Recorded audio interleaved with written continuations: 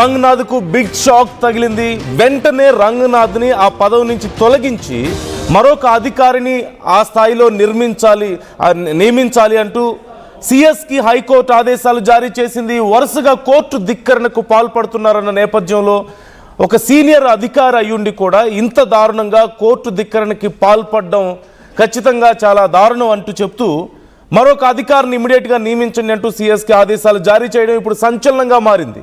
Telangana high court ఇచ్చినటువంటి ఈ తీర్పు ఇప్పుడు సంచలనంగా మారింది. హైడ్రా రంగనాథ్ను తొలగించాలంటూ ఆదేశించింది. తెలంగాణ చీఫ్ సెక్రటరీకి ఆదేశాలు జారీ చేసింది. రంగనాథ్ స్థానంలో ఐజీ స్థాయి అధికారిని నియమించినట్టు చెప్పింది.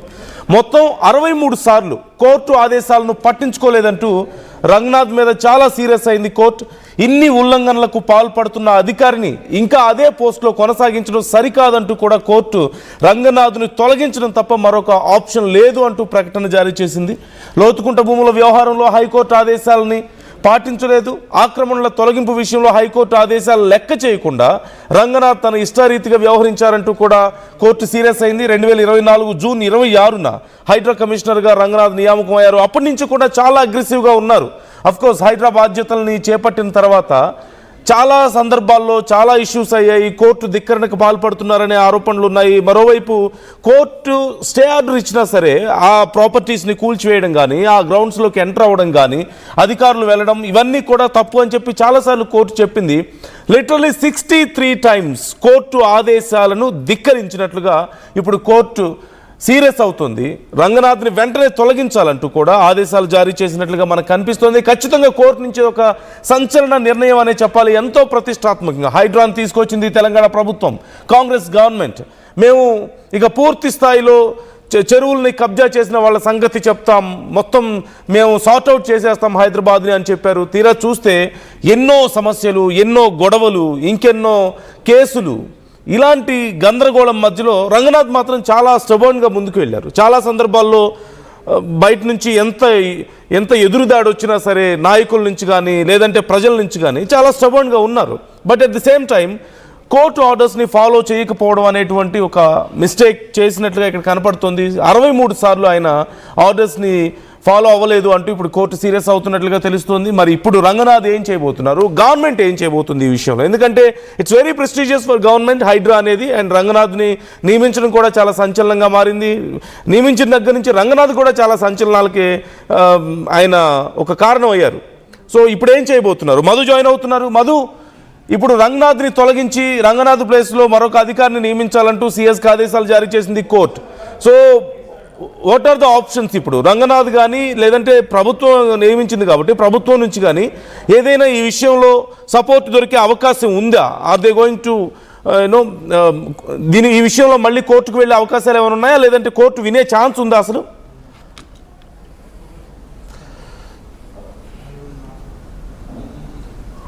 ఎగ్జాక్ట్లీ. ప్రస్తుతం ఆల్రెడీ రంగనాథ్ ఏం చేశారంటే కోర్టు ఆదేశాలకు సంబంధించి కోర్టు సీరియస్ అవుతున్న సందర్భంలోనే ఒక అఫిడవిట్ దాఖలు చేశారు. దాంట్లో వివరణ ఇచ్చే ప్రయత్నం చేశారు, క్షమాపణ కోరారు. ఆయన కొన్ని అంశాల్లో కోర్టు ధిక్కరణ కింద తీసుకున్నటువంటి నిర్ణయాలకు సంబంధించి. కానీ రాష్ట్ర హైకోర్టు చాలా స్పష్టమైనటువంటి తీర్పు ఇచ్చింది. రంగనాథ్ స్థానంలో ఇంకొక వ్యక్తిని నియమించాలి, ఐజీ స్థాయి అధికారిని అనేటువంటిది. దాంట్లో చట్టపరమైనటువంటి నిబంధనలు పాటిస్తూ వ్యవహరించే మరొక సమర్థుడైన ప్రత్యామ్నాయ అధికారిని నియమించాలనేటువంటిది దీంట్లో పేర్కొంది.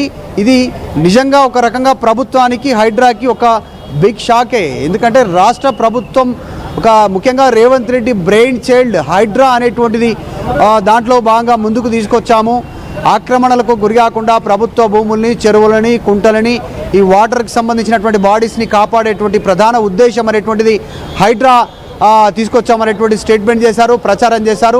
ఎవరు ఎన్ని అనుకున్నా హైడ్రా ముందుకు పోతూనే ఉంటుంది స్టేట్మెంట్ చేశారు. కానీ 63 ఉల్లంఘనలు, హైకోర్టు ఉల్లంఘనలు ఉన్నాయి ఆయన పైన అనేటువంటిది ప్రధానంగా హైకోర్టు మెన్షన్ చేసే ప్రయత్నం చేస్తా ఉంది. దీంట్లో ఆయన స్థానంలో మరో వ్యక్తిని నియమించాలనేటువంటి ముఖ్యంగా లోతుకుంట సంబంధించినటువంటి సర్వే నెంబర్ 1,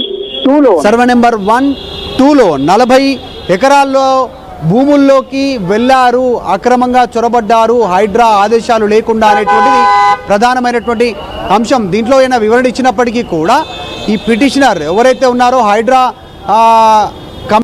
వివరణ ఇచ్చినప్పటికీ ఆ వివరణలో ఆయన ఏం మెన్షన్ చేశారంటే కోర్టుకు పిటిషనరు తప్పుడు సమాచారాన్ని ఇచ్చారు, కోర్టులోనే తప్పుదోవ పట్టించే ప్రయత్నం చేస్తూ ఉన్నారు. అంటే కోర్టులను పక్కదారి పట్టిస్తున్నారు తప్పుడు సమాచారం ఇచ్చి. ఎగ్జాంపుల్ మనం మాట్లాడుకోవడానికి సర్వే నెంబర్ ఏలో ఉంటే ఏలో భూమి ఉంది అని కోర్టుకు సంబంధించినటువంటి దాంట్లో అఫిడవిట్ దాఖలు చేస్తూ ఉన్నారు, వివరాలు సమర్పిస్తున్నారు. కానీ వారు ఆక్రమిస్తున్నటువంటి భూమి బి, సర్వే నెంబర్ బిలో ఉంటుంది అనేటువంటిది చెప్పే ప్రయత్నం చేశారు. అయినప్పటికీ కూడా స్టేటస్ కో ఉండగా, కోర్టు ఉండగా ఎందుకు తొందరపాటుతో ముందుకు పోతా ఉన్నారు, కోర్టు ధిక్కరణ చర్యలు ఎందుకు తీసుకుంటున్నారు అనేటువంటిది హైడ్రా కమిషనర్ రంగనాథ్ పైన హైకోర్టు పలుమార్లు దాంట్లో మంగగా 23 సార్లు కేసు ఆయన పైన నమోదు కావడం కోర్టు చాలా మందికి ఆశ్చర్యంగా అనిపించే విషయం మధు, 63 సార్లు కోర్టు ధిక్కరణకు పాల్పడ్డమా? ఒక ఐపీఎస్ అధికారి స్థాయిలో ఉండి, ఒక సీనియర్ అధికారి అయి ఉండి మరి 63 సార్లు కోర్టు ధిక్కరణకి ఎలా పాల్పడ్డారు ఆయన? అంటే కోర్టు చెప్పిన దాన్ని ఎందుకు ఫాలో అవ్వలేకపోయారు? అంటే ప్రభుత్వం సపోర్టా, లేకపోతే ఏదైనా డిఫరెంట్ ఎజెండా ఏమైనా ఉందా? How can we understand this?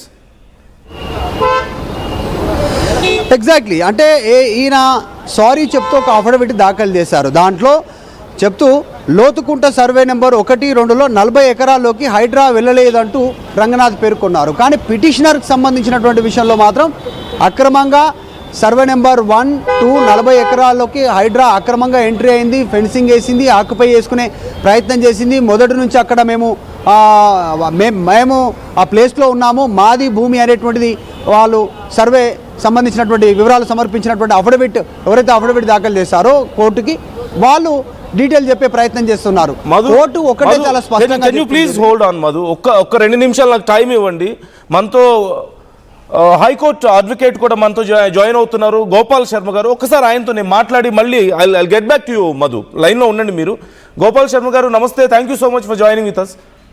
నమస్తే అండి, చెప్పండి. నేను ఇప్పుడు రంగనాథ్ విషయంలో హైకోర్టు ఇచ్చినటువంటి తీర్పు మీద యాజ్ ఏ అడ్వకేట్ గా how do you understand this? 63 సార్లు కోర్టు ధిక్కరణకు పాల్పడ్డారు. ఒక మాజీ, ఆయన ఒక ఐపీఎస్ అధికారిగా ఉన్నారు, ఒక సీనియర్ అధికారి, అందులోని ఇంత పెద్ద బృహత్తర ప్రభుత్వానికి ఇంత ప్రెస్టీజియస్ ప్రోగ్రామ్ ఇది కార్యక్రమం, దీంట్లో ఇంత గొప్ప స్థాయిలో ఉండి ఇలాంటి ఒక పరిస్థితి హైకోర్టు ఇక తీసేయండి అని చెప్పి డైరెక్ట్గా ఆర్డర్స్ ఇచ్చింది. How can we see this? నేను కూడా